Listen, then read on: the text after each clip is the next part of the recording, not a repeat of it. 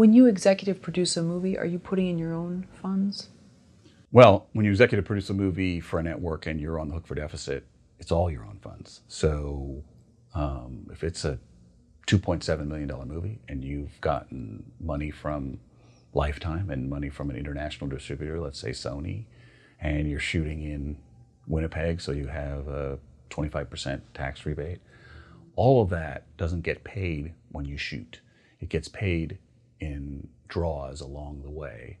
And the biggest draw is usually on delivery. So you spend all of the money before you deliver it. So you've got to go to a bank, unless you're independently wealthy, which I'm not, and borrow it. So the tax credits are borrowed against, the network's license fee or funding is borrowed against, the international distribution fee is borrowed against.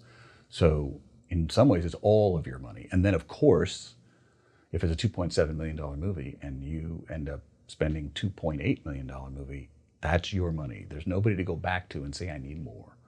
The international distributor's not going to give you more. The network's not going to give you more.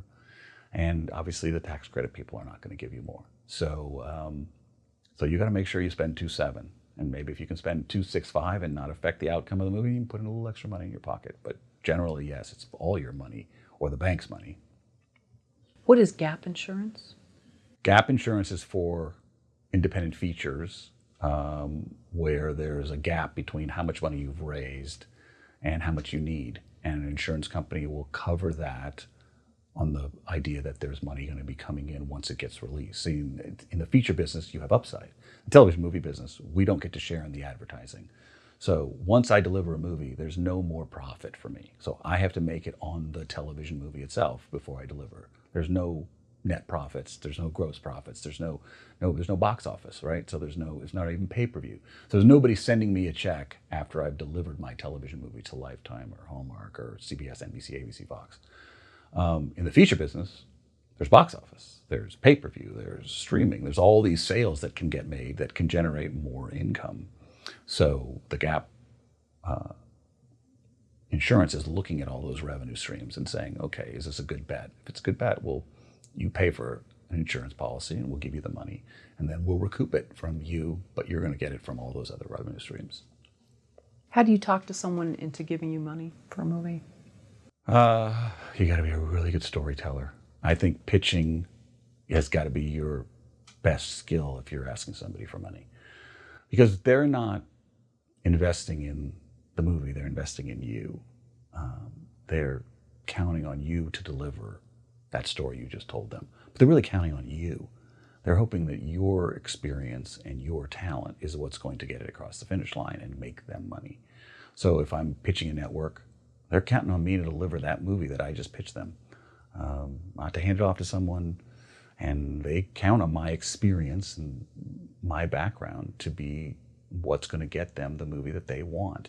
And if it's an independent financer and some rich person that wants to invest in a movie, then it's even more tenuous because they don't have advertising that's going to cover them. They don't know where their money's going to come back from. So it's more risky. And so you better be a really good storyteller. You better be confident, passionate. I think passion is the most important thing you can bring to a pitch. My favorite quote about Hollywood is from William Goldman, where the thesis of his book, Adventures in the Screen Trade, is nobody knows anything. And the truth is we don't. Well, otherwise every movie would be a hit and every series would be a 40 share, but they're not. And nobody sets out to make a flop. So every time you go in, you have the highest of expectations, and yet we don't know what's going to happen. We don't know which ones are going to work and not work. My friends, Marta Kaufman and David Crane, who I went to Brandeis with, when they wrote Friends, they sure as hell had no idea that's what they were going to have.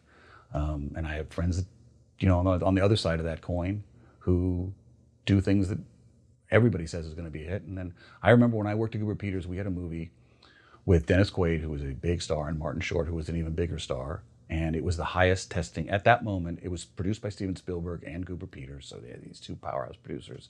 And at that moment in time, it was the highest rated,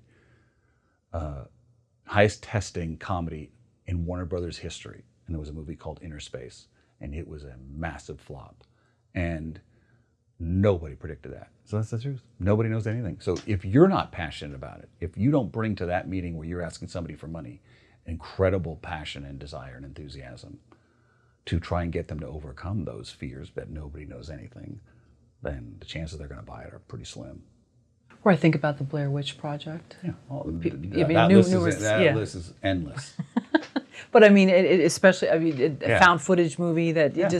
it didn't seem like it would be something. And Paranormal Activity. There you go. Yeah.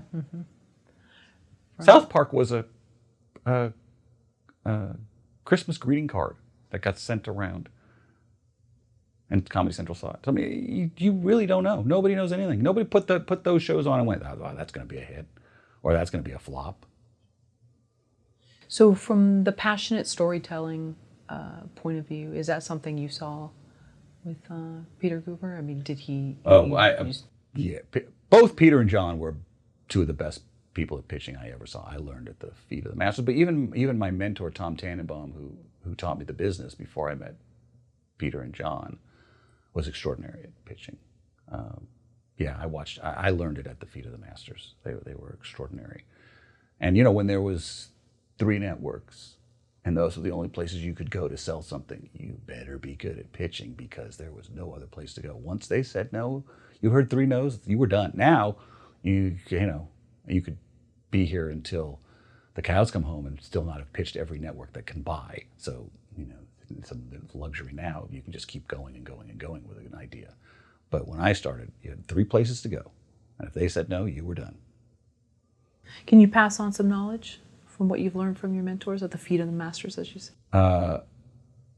Well, Peter was a very big believer in looking for an opportunity in every pitch to make a connection to the person.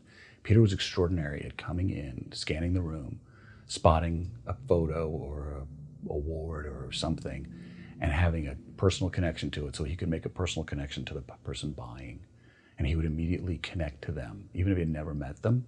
So by the time we went in to start to pitch, there was a familiarity between the two.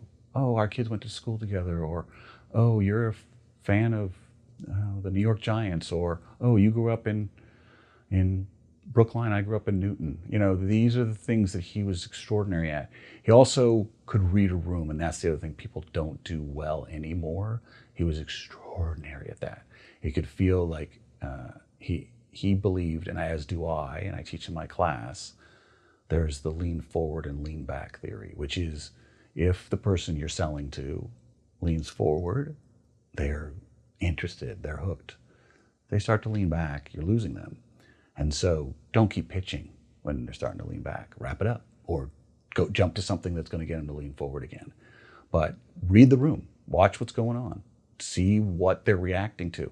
And if it's a pass, remember what worked in that pitch and make sure that that's what you lean on in the next pitch, that the things that didn't work you kind of skirt around. Because you're not going to tell the whole story. You're not going to tell every character in a story. So, it's like a comedian and doing a set at the Comedy Store. Don't repeat the jokes that don't work. And he was great at it. But he had an enormous passion for everything he sold. You believe that this was the only movie he ever cared about. All the other movies he made he didn't care about, but this one is the one. He made you feel that. And I think you have to do that. I try. I don't know if I'm certainly not as good as Peter is. But, you have to make people feel that this is the most important movie right that minute. What about when he felt something wasn't right? Like he should pass on it? What were some of the gut instincts that he would get? When I would pitch to him, so that's the other side of the coin, you had to get him quick.